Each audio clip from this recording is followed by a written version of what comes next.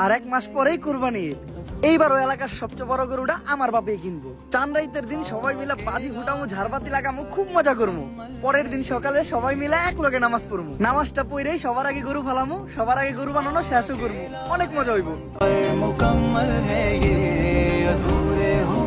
বন্ধু, তোর আব্বা তো মারা গেছে। বাবা, তোর বাবা তার বাইচা নাই। তোর একটা ভাই আছে, তোর একটা ছোট বোন আছে। এখন এই পুরা পরিবারের দায়িত্ব তোর নিতে হইব, আর সবকিছু চাইরা তোর বিদেশে যাইতে হইব। झूठ की जमीन पर फरेब के ये सारे घर इनमें रहने वाले तुमको सफेद दिल पत्थर হ্যাঁ মা, আমি ঠিক মতো এসে পৌঁছেছি। जिंदा तुम्हारी है, जो भी है सबब सो है, पर सजा हमारी है। হ্যালো মা, টাকা পাঠাই দিছি মা।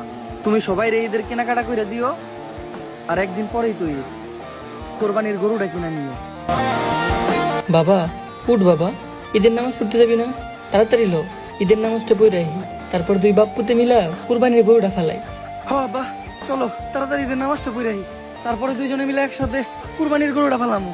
কিরে, কি উল্টা পাল্টা করতেছস? কি এর কুরবানি গরু ফালাবি? আরে বেটা, আমরা প্রবাসে আছি, তাড়াতাড়ি ওঠ, কাম শুরু করতে হইব।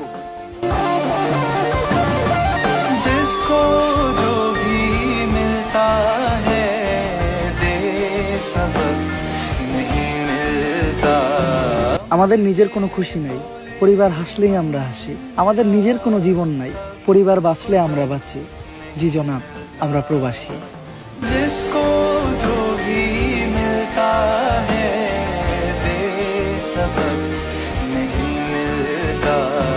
मुझसे बोले मन मेरा, सबको सब नहीं मिलता।